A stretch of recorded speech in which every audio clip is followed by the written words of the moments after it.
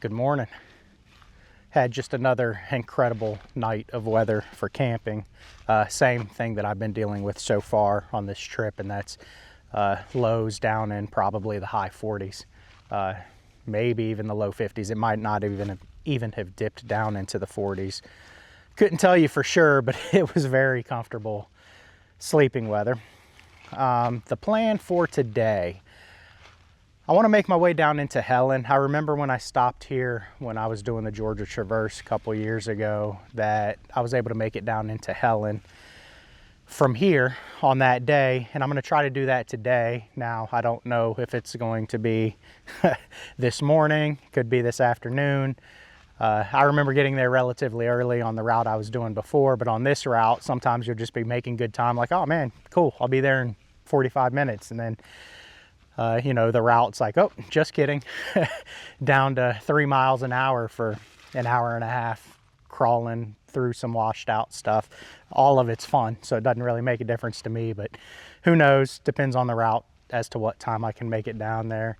But I really need to get some more fuel. I've got about a half tank of fuel, a little more than a half tank, and then I've also got another container with about 6 gallons in it, so I'm not overly concerned. I could definitely not stop in Helen and go down to Dillard, which is where the next section of this loop sort of intersects a town. I could certainly make it there, but I'd like to stop. I really want to get some more water, need to get some more hot dog buns. Also, would like to get some more firewood too. Pretty low on firewood, so it'd be a good stop. Gonna try to make it down to Helen, and it's a cool little town. So anyways, I'm gonna finish loading up here. I've already got camp broke down. Pretty obvious. I did put my tent in the same place last night right over here that I did the last time I was here for the sake of nostalgia, but I've got it all loaded up now, so I'm going to get my coffee poured into the old Yeti and get on the road. Looking forward to seeing what today brings.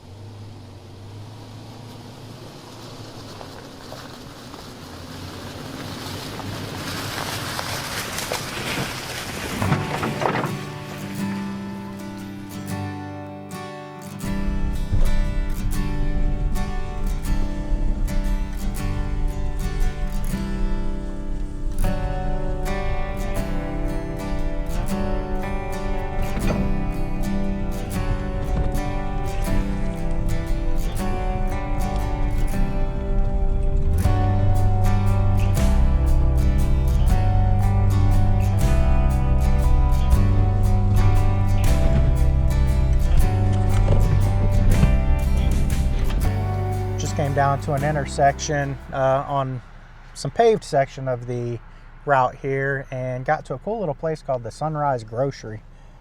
Cool little old truck out here. Pretty neat looking place. I'm gonna go in and check it out.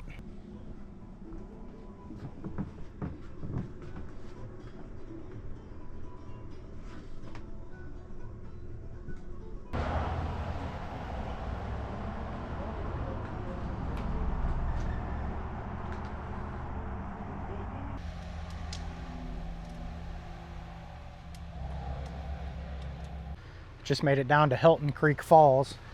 Believe it or not, there's only one other car here in the parking area. That's kind of surprising to me, but I'm gonna walk down here and check these falls out. Just got up to the viewing platform. Kind of hard to see from here. It's a pretty waterfall though.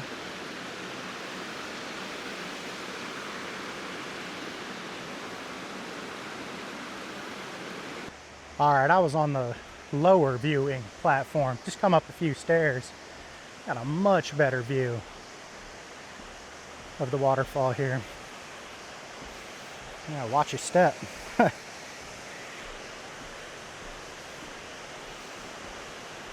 Oh yeah.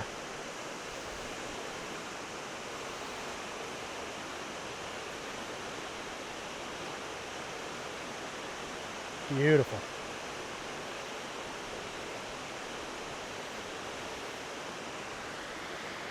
I was just talking to the couple, must have been the couple that had the other car there in the parking area, an older couple from Dothan. We got to talking a little bit, and one thing that the gentleman said, you know, right when we parted ways, was he said, you got to get in that mindset that you got to live for today. And we got to talking about water spout / tornado that just hit Mexico Beach down in Florida, where they vacation not far from where I'm at, and how Mexico Beach got just so devastated here in the recent past with by a hurricane. But just found it interesting that his parting advice was, you got to get in that mindset. You got to live for today. I try to do a better job of that every single day of my life. I feel like these last couple days, I've been doing a pretty good job of it. So, really having a good time out here.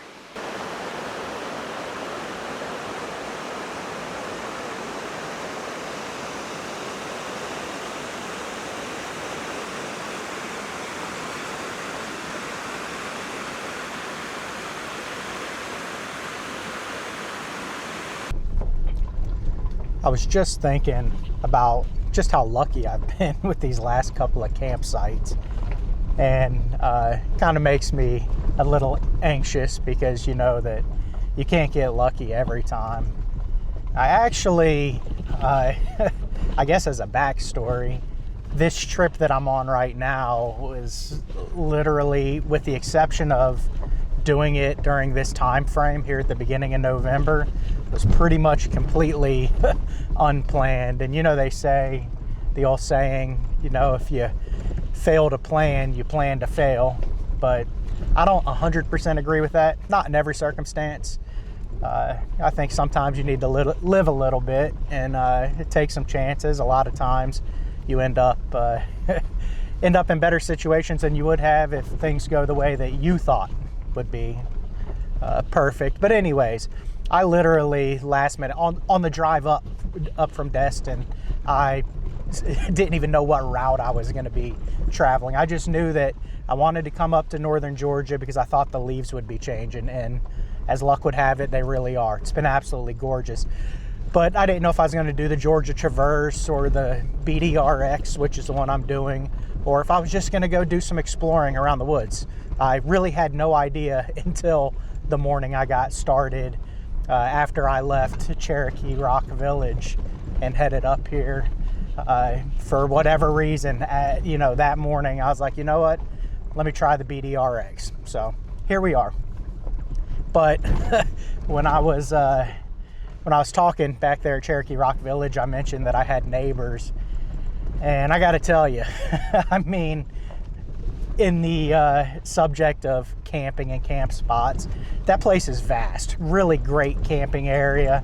Highly recommend it. I talked a lot more about it in the video I did when I went and explored the Little River Canyon there in Alabama. Go check that video out if you want to see more about that campground. But it's vast, a lot of space there. I didn't have it to myself this time, but there were no more than probably 5 other campers there, and it had just gotten dark, you know, and I knew that there was only probably about 5 other people, because the spot that I got last time, which I really liked, was available. But I did a whole loop around the place, check things out, just to make sure there wasn't something that I missed last time that I'd rather have, and ended up at the same spot that I had the first time I went there. But it had gotten dark out, and I hear a vehicle pull up, and sure enough, somebody right next to me, campsite right next to me, sets up this huge tent. Took them forever to get it set up. They finally got it set up. I mean, they were not seasoned veterans, because it had to take them every bit of probably 45 minutes to get this tent set up. It was a pretty big tent, but I mean, it took them some time. And it was a couple. They were probably, I would assume, in their late 20s, early 30s, something like that. But probably some local talent. The female had, I mean, blue hair, all of it, every strand of it, bright blue. The male, he looked like he just got off a off work on a road crew, had his high-vis yellow shirt on, jeans, boots. I mean, he probably really did just get off work at a road crew. But they pull up, they set up camp right next to me, and which is no big deal. I mean, that just comes with the territory when you're at a campsite like that. And they pull up right next to me. I mean, they have themselves a time that night. They weren't too bad, but they were pretty loud. You know, they had music going. You could tell they were drinking. In fact, they were close enough to me, I could tell that they were drinking twisted tea and beer of some sort, because it was probably cheap beer, because it was in a suitcase size cardboard packaging. But they were having themselves a time, like I said, playing music. And then they started doing some things that, if they're not married, Jesus would not approve of, if you know what I mean. But I will say, based on the sounds coming from that tent, old boy was getting the job done. But fast forward 2 minutes and 41 seconds later, or however long that lasted, and the music starts back up, you know, and they're out there laughing. I could tell they were trying to get a fire started, because I'm sitting there at my fire and I'm facing their campsite, because that's where I'm getting the best heat off of my fire. And I could tell they're trying to get a fire started, because you would see this huge, like, glow. I'm assuming they were using gasoline to get it started, and didn't really have the right wood. I would assume the concept of dry wood had escaped them. But either way, I don't think they really ever succeeded, because 3 or 4 times you'd see this huge raging, their vehicle was parked kind of in the way, so I couldn't see the fire itself, but you could see just the glow and the silhouette of the vehicle and all that 2 or 3 times. And then I think they gave up and went to listening to more music and drinking beer and all that. But I just got to thinking, like, out of that entire camping area, what are the odds somebody sets up right next to me on the one night I'm there? Well, I guess the odds are 100%, because somebody did. And I asked the lady at there's a little, like, tiny little camp store there right when you come on their property. And I went in there to buy a couple of stickers, because I always do. I like to pick up stickers at places I go. And I asked her how many campsites were there. And there's so many she didn't even know. She said they're well over 100. And then they've got apparently 20 RV sites that they're primitive, but they do have a pump out, and they've got a place, they've got a station for water. You can fill up your tanks and stuff. But I thought it was crazy. I mean, wasn't the end of the world, but out here for, you know, a little bit of silence and solitude. I'm completely solo on this trip. So kind of give me an opportunity to just enjoy nature, be by myself. And lo and behold, night number 1, that was the situation.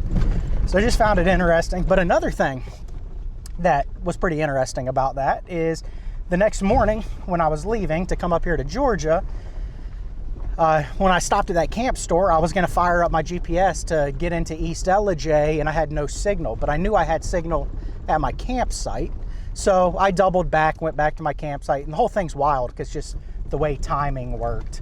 Go back to my campsite, end up getting signal and firing it up and everything. And I see a bunch of, like, overlanding rigs in a parking area. It's kind of a big parking area where people mainly park horse trailers.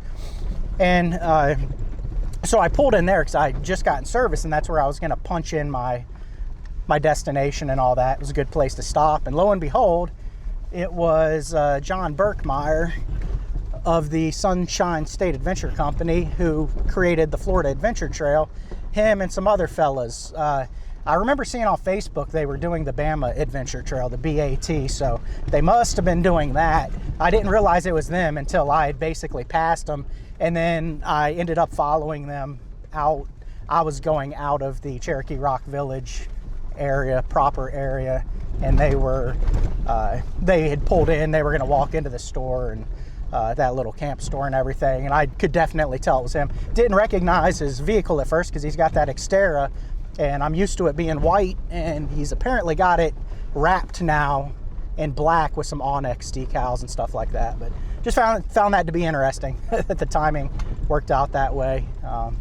So it was a good time. But anyways, looks like I'm coming up to an intersection now where I'm going to get on a paved road and might be able to make some pretty good time getting down into Helen. So only one way to find out.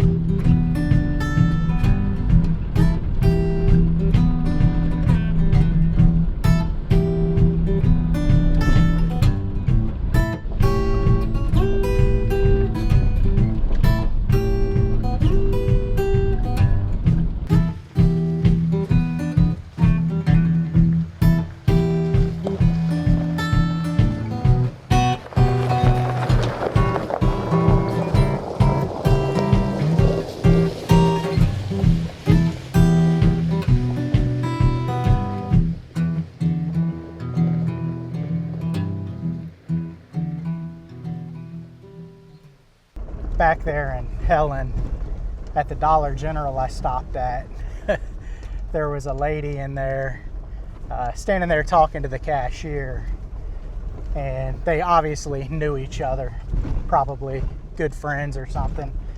But I was getting what my lady would call the tea. Not the lady working there, but the lady talking to her was spilling the tea. Apparently her estranged husband, she was giving the cashier some example of him being a hypocrite. You know, well, he says to do one thing and then he goes on and does something different himself, and carrying on. And then she shared with myself, everybody within earshot, and the cashier, that he recently asked her, where's these magical divorce papers you've been promising me? And to that she responded, well, how am I going to serve you divorce papers if I don't know where you live? And it was pretty apparent that she wasn't going to soon get that information, because he made it clear to her that as long as he can fog a mirror, he was never going to let her know where he was living. And oh, it was good stuff, good stuff.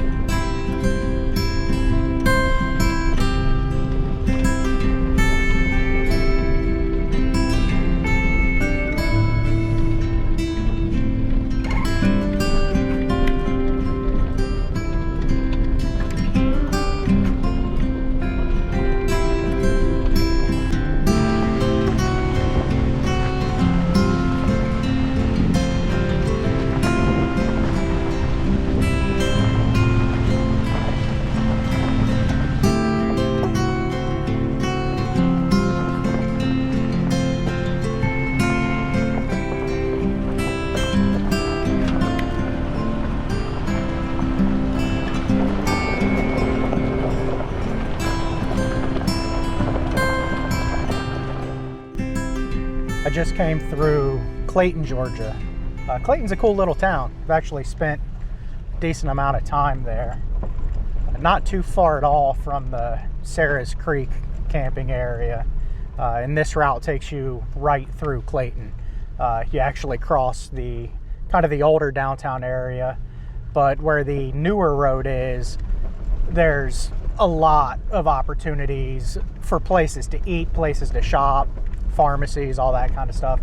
But in the little downtown area, the older section of town, there's some really good spots to eat. I've eaten at a few of them. I'm pretty sure there's a brewery down there too. There's also an outfitter. Outdoor 76 is down there. There's a fly fishing shop. Cool little area. There's also there's this one business, the biggest business in that downtown area. It's actually kind of a culmination of 2 or 3 different businesses, but it's the folks that own the Ace Hardware down there.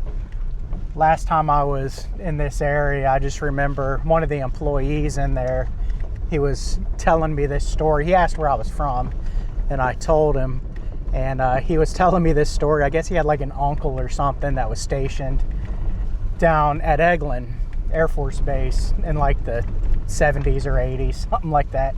And he was telling me his uncle and some buddies were out.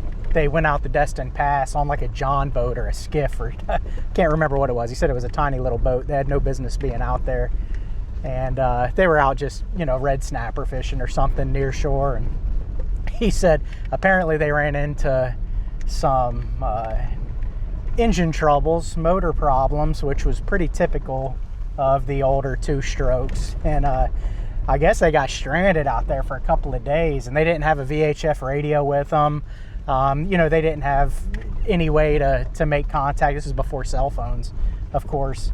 And he said his uncle, would tell the story that they were out there they stayed, I think I remember him saying they stayed overnight, and they remember the tide as it was changing, kind of bringing them closer to shore where they were somewhere there were people camping on the beach and having bonfires and stuff, and they could smell the camp smoke.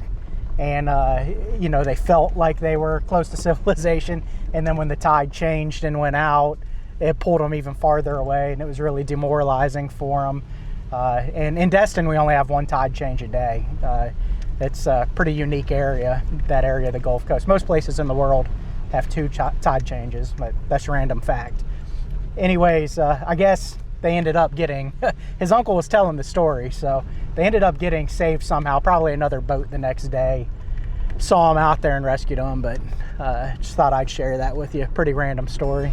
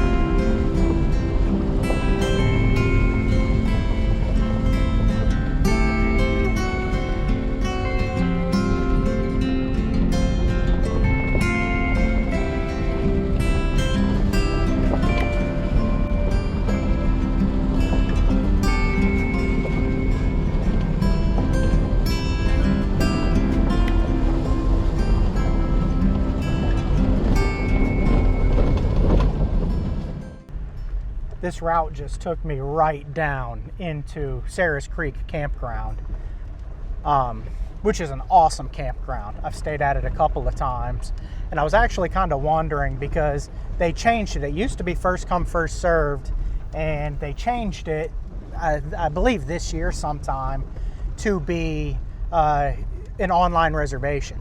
You got to pay online and do all that, so, which I don't really know how I feel about. Actually, I do know how I feel about it. I much preferred it when it was first come, first served, because I did look at their availability while I was still at Cherokee Rock Village, because I thought there's a really cool campsite here that I kind of wanted to figure out the timing and stay at if I could, and that campsite was just booked out as far as the calendar could see, as well as a couple of other really nice ones right by it. There's really no bad campsites there. I mean, some are better than others, but yeah, there's some really nice ones in the back. And then everything in the entire campground is already reserved for Friday and Saturday night. So that just kind of bummed me out. But I actually, just out of curiosity, drove to the back to that really nice campsite that's booked out, just to see if somebody had reserved it, and wasn't even using it. But it looks like there's some sort of road crew or something that has that whole back area reserved. They're probably doing some work in the area. It was just a bunch of big white trucks and looked very much like kind of road crew or construction outfit or something like that. So that solved that mystery, but I've still got a couple hours of daylight left anyway. Don't really want to stop for the night just yet. So I don't know if this route's going to take me there, but I kind of remember the Tallulah River campground being not too far out from here, so I have no idea if that's going to be an option, but that'd be pretty sweet. That was a really nice campground that I stayed at when I was doing the Georgia Traverse, so I guess I'm about to find out. That'd be pretty cool if it worked out so I can stay there. If not, I'll find somewhere else cool to camp. It's all good.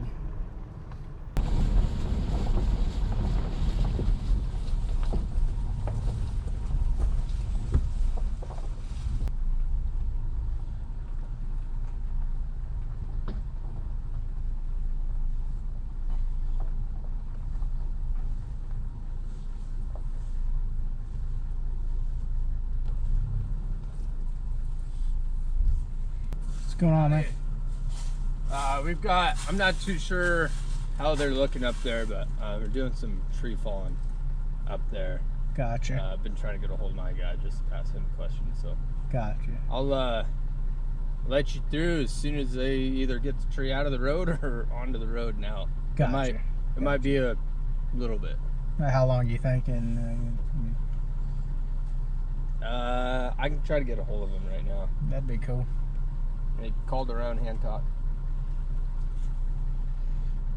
Yeah, they must be in the middle of cutting something. I thought I heard it come down, so they might be getting it out of the road.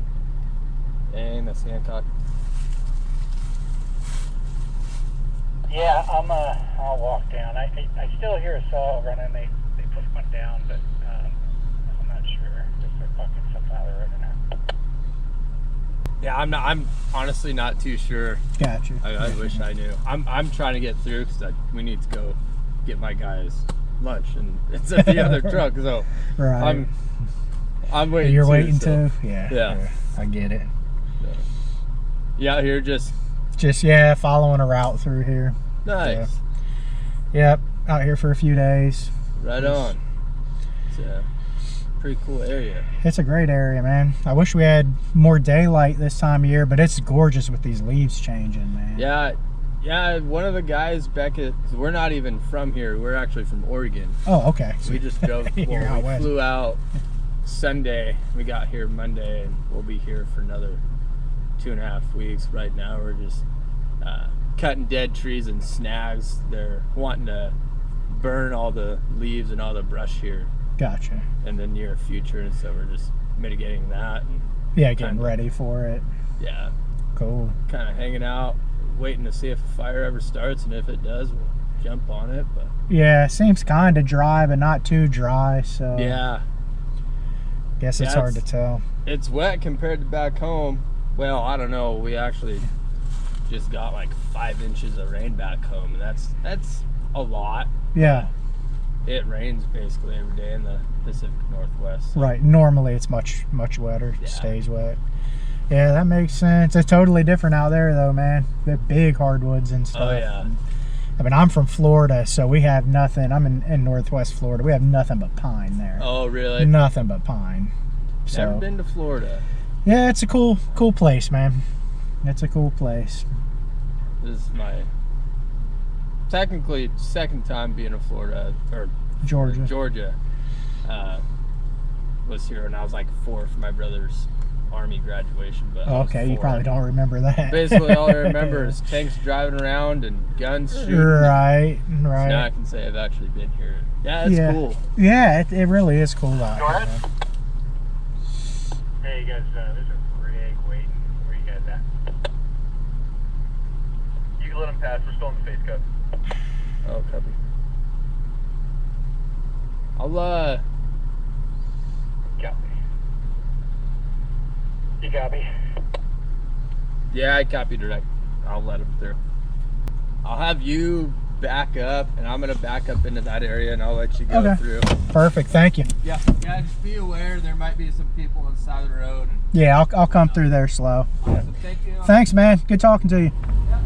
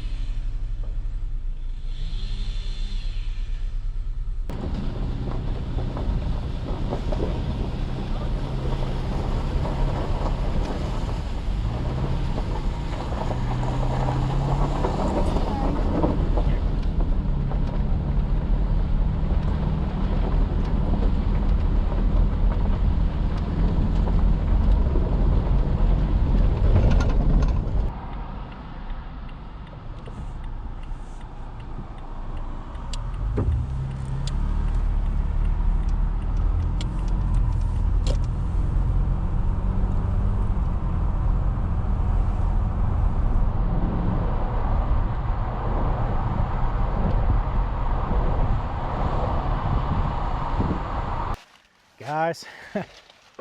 This failure to plan thing is working out for me.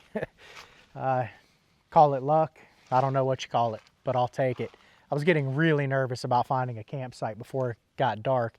I felt like as long as I can find a campsite before it's dark, I'll be fine. I can get set up in the dark if I got to. But once it's dark, it's awfully hard to find spots off the side of the path. But I just got incredibly lucky. I made my way through Dillard, was getting really nervous because, you know, I mean, you're in a town, so you know it's going to take a little bit of time to get into the woods enough to find camping. And as luck would have it, while I'm coming through Dillard, of course there's construction. It's a one lane, a major road that goes through there goes down to one lane. I was at, you know, completely stopped traffic. Ended up kind of doing some, it's a long story, but I made my way around it. I needed to take a right like quarter of a mile where traffic's sitting still waiting on 2 lanes. But either way, made my way around it. That still backed me up for probably 15, 20 minutes, sitting there getting nervous. You know, again, had no idea where I'd camp. And as soon as I got out of Dillard and made my way almost up this mountain, you know, it's pretty evident where the National Forest boundaries are on the Gaia map. And that's kind of what I was looking for. I knew that as soon as I got into that, I'd probably find something, and I sure did. This is a beautiful campsite. That is the view. Comes complete with a fire ring and a big old rock face keeping me protected in here. And just beyond my truck there, probably about 50 yards, is the route itself. I got my truck kind of parked weird so that I could get my tailgate level, because that's my table while I'm out here. But anyways, I'm gonna quit rambling. I really need to get set up. I'm stoked. 3 for 3. I'm batting 1,000 on these campsites. So I'm gonna get set up and I'll talk to you soon. Got camp all set up. Now I'm just enjoying my time around the fire here. Figured we'd go ahead and recap day number 3. Today I was able to cover a lot more ground than I was able to over the last day and a half, really. We'll call it 2 days, really day and a half. So section 2, I covered all of section 2 today. I only made my way a few miles into section 2 yesterday, last night. And now I'm a few miles into section 3. So, and it was, I want to say 130, 140 miles. So I was able to cover almost twice the ground that I've been able to cover. And the reason for that is because there was a lot of pavement. The section coming down from the hilltop campsite, basically coming down that mountain, there are plenty more opportunities to camp from where I camped down that mountain. But once you get off of that mountain and you're on paved road, sort of heading towards Helen, where the route takes you right on the edge of Helen, there is really no camping at all for a few hours. And the biggest reason for that is it's just paved road. Now, it's beautiful paved road, a lot of fun to drive.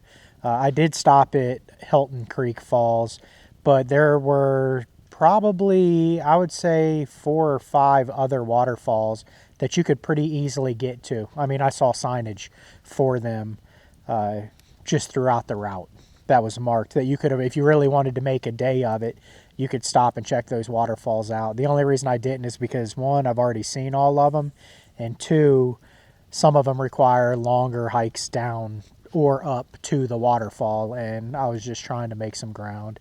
Now, had I never seen those waterfalls, I might have made the time to do it, but all of them are worth seeing.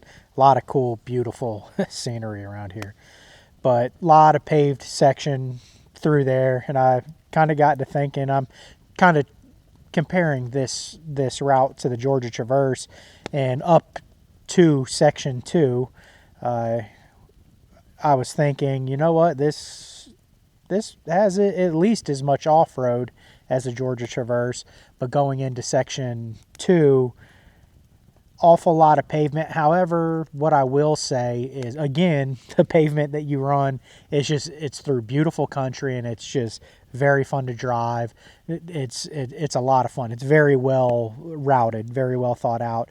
But two, they actually, on this route, they added Popcorn Creek in today, and it's marked as an optional like hard line, which I don't know why they marked that as a hard line, because I've done Popcorn Creek. I've done it 3 times in both directions, and it's a blast. It is an absolute fun road to ride, but it's no more difficult than some of the stuff that they had me go through in section 1. So I don't know why they marked that as an optional hard line. If I were to design the route, I would have just made that a part of the route and had, the route as like an optional easy bypass, or, foul weather bypass or something like that. But it was routed like smack dab in the middle of a bunch of beautiful road riding. You got to Popcorn Creek, which is just an awesome, just washed out, a lot of fun. And I did that in my Georgia Traverse video a couple years ago. So I didn't bother doing it today, again, for the sake of making better time. And it's something I've done a few times already. If you want to see me do it in the Tacoma I'm in, go check out the video that I did of the Georgia Traverse. But that actually kind of would have broken up the day perfectly, with coming down the mountain, then doing a nice road ride, then Popcorn Creek, then some more road riding. And then don't get me wrong, there's plenty of off-road mixed in today too, just not as much as there had been in section 1.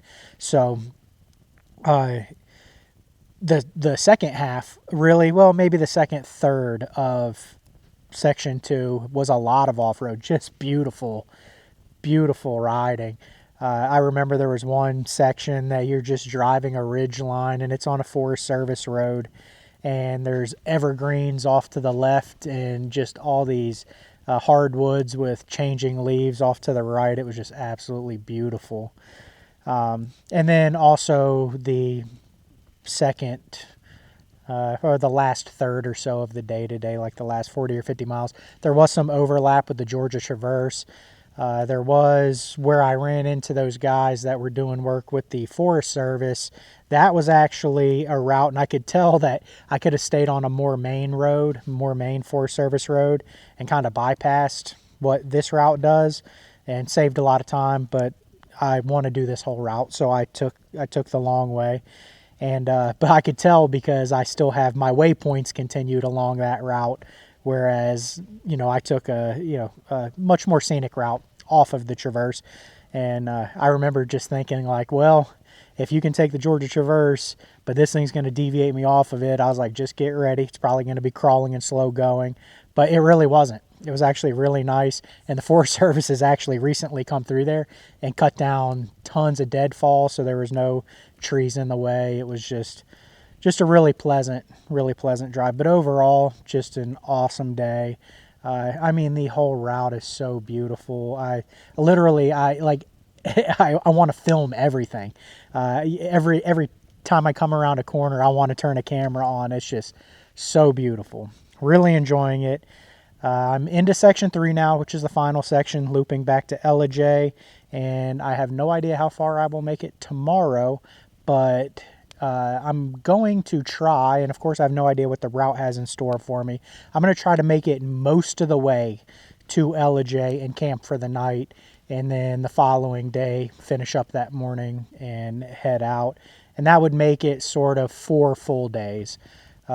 If you count the first actual day on this route being a half day and finishing with about a half day. That's the plan. That may be kind of optimistic. I know I've got over 100 miles left, and I have no idea what kind of ground I'll be able to gain from here on out. But really looking forward to it, really enjoying myself, and I'm going to enjoy this fire, enjoy the rest of the evening, and I will talk to you tomorrow. Good morning. It's another just absolutely beautiful morning. It was a beautiful night, awesome temperatures for sleeping, got down to probably about 50. Incredibly comfortable. Right now, it's actually, even with just this hoodie on, it's a little bit warm. So just a beautiful day for the beginning of November. But this campsite, I got to show this to you again. Right there's where I had my tent. Nice flat spot. That was the view right through there. You can't really tell right now because it's pretty humid. There's a lot of haze, you know, that kind of thing through there. But last night when I got here, as the sun was setting, I could see the ridge line through there. It's just absolutely beautiful. And then the other side over here, just this awesome rock wall. Had the whole place to myself. You're really not going to get any more than 1 or 2 people down here, but just an awesome place. But anyways, I've got the truck running. I'm going to get on my way. I have no idea what today's going to bring. I've actually purposely been trying to kind of stay off of the Gaia app and keeping myself from really looking at what's coming ahead, just to keep that as part of the adventure. I like to be surprised, so I have no idea what today's going to bring. You know, your guess is as good as mine, but what I can tell you is that I'm really looking forward to it. Can't wait to see what I see, and I'll show you. So let's go.